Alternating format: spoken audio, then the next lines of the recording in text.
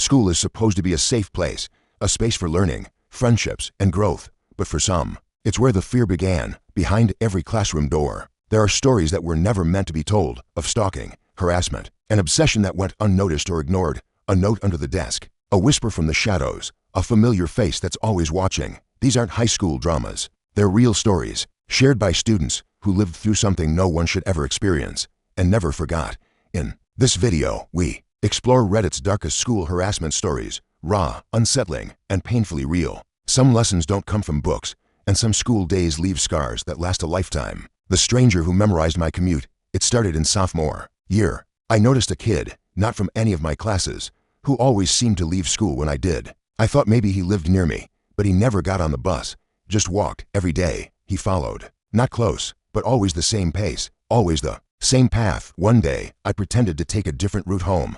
He followed. Another day, I hid behind the gym after school, watching from a window. He waited for him for 25 minutes. When I came out, he immediately fell into step about 20 feet behind me, silent. Eventually, I told a counselor. They shrugged, said maybe he had a crush. Boys can be shy. Then I got a message on Instagram from an anonymous account. No name, no bio, just a photo of me, taken from behind, walking home. The caption, "Why did you take the long way today?" My stomach dropped. The school finally took action when my parents went to the principal. Turned out the kid had filled for notebooks with observations. What I wore, where I stopped, what I ate at lunch. He was quietly pulled from school. No one told me what happened to him. But to this day, I never walked the same way twice, and I always check behind me. The whisperer at the library. Our school library had this weird back corner. Isolated tables, barely lit, no cameras. People avoided it, except one guy. He'd always sit at the same table, facing the shelves, hoodie up, headphones on. One day, I went back there to read in peace. As soon as I sat, I heard whispering. I looked up, no one near me. Then again, soft whispering, almost a chant. I moved tables, silence. Next day, I returned, same spot, same whispering. Finally, I caught him. He wasn't wearing headphones, just had them tucked under his hoodie. And he wasn't whispering to himself, he was whispering about me. She scratches her head when she's confused, watches the door every 2 minutes. Her shoes are untied again. Why doesn't she fix them? He had a small recorder on the table, and he was cataloging me. Like an animal, I reported him. Admin called it weird but not dangerous. I stopped going to the library altogether. Sometimes I still wonder how many tapes he made, and where they are now. The late-night delivery that wasn't. Our school used to do late drama rehearsals. Sometimes we stayed past 9 p.m. One night, after rehearsal, I walked outside to wait for my mom. No one else around. A car pulled up, not hers. A man rolled down the window. "You waiting for your dad?" "No," I said. "Oh, your mom then?" "She said to tell you to come with me. She had to move the car." Everything in me screamed nitrogen monoxide. I stepped back.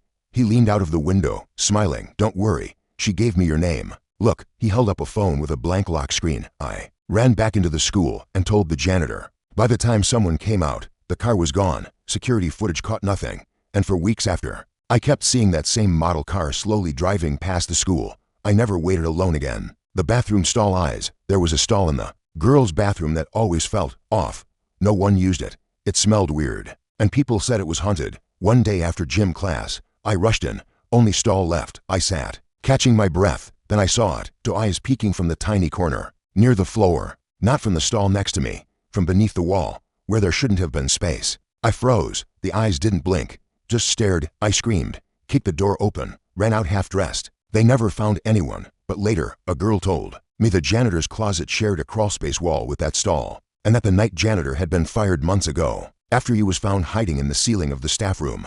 No one ever used that stall again. Eventually, they sealed it off. The notes under my desk. It started with a folded note, no name, just 4 words written in small, cramped handwriting. "I like your shoes." I laughed at first. It was innocent, even kind. Probably some kid trying to flirt anonymously. I threw it away. The next day, there was another note. "You dropped your pencil." I kept it. Now it was weird. I hadn't dropped anything. Still, I brushed it off. Then they kept coming. "You scratched your ear 4 times today. Why? You look tired." Bad dreams. They knew things, personal things, things I hadn't said out loud. I told my teacher. She said maybe someone was messing around, that it was probably just a joke. So I started watching. I kept track of who sat behind me. I tried leaving my desk early, checking under it before class. Nothing. Then I got one that made me freeze. "You smell different when you're scared." That day, I walked straight to the counselor's office. They searched my desk, my locker. Nothing was found, until the janitor overheard something in the supply Closet, they found a freshman boy hiding there with a notepad.